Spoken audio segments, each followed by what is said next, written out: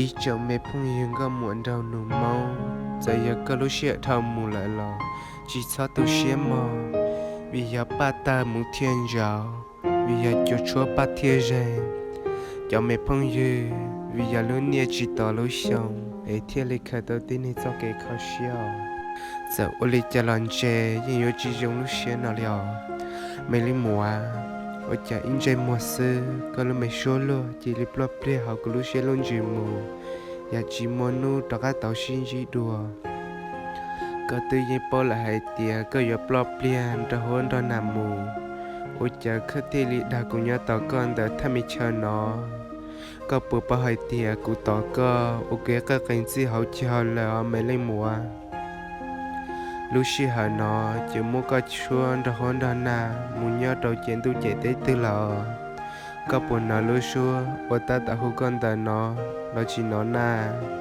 giờ có tao nó lúc xuân ta nó ở lý có bột cả cho chú có lúc xưa luôn chứ giờ tuôn ra của tôi tiệt đã có muốn thiệt thay mấy chơi ở ứa lên nhoi giờ ta lo là nè giờ nô từ của ta tuổi có thể đùa ý giờ ta có muốn xây tao đồ học về sẽ bồi chỉ nhớ liệt của mấy lên mùa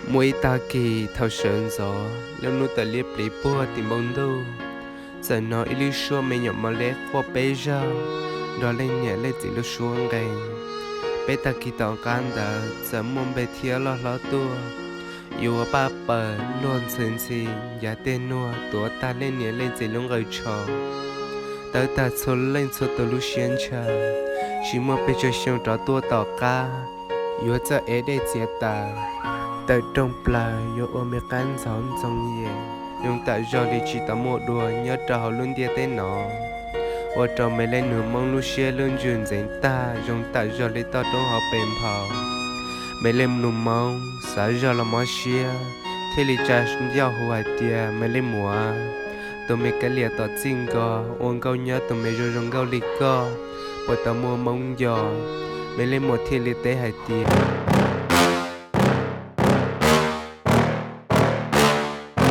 Yeah. Please tell me that I can't, that I won't, that I fail, that I'll never make it out, yeah.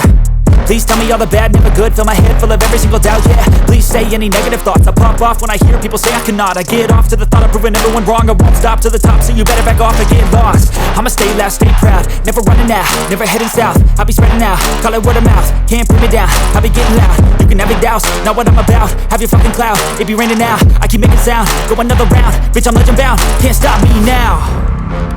You don't wanna fuck with me, a slow burn like a disease. Just tell me that I can and I'll show you things that you couldn't believe. Just tell me that I can. Just tell me that I can. Just tell me that I can. Just tell me that I can.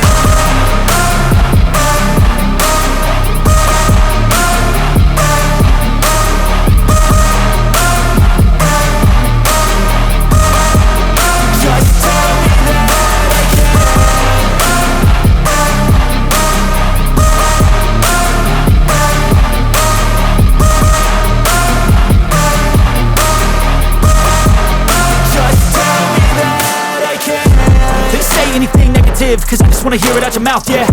Give me fuel, it's a tool that I use to go ahead and run my fucking mouth, yeah. I take shots, I take loss, I make shots, I miss lots. That's how you get big box, you get yachts, you swing lots and pop off a big shot. I ain't done chasing, got big dreams, bigger things, impatient. Who's at the top think they need replacement? Who's at the top think I'm gonna erase them? Face it, I don't give up quick, I don't give up shit, I won't give up this. Cause I know that I want it, know that I'm on it, I'll make it, I promise. Anh từ cho tôi ta kỳ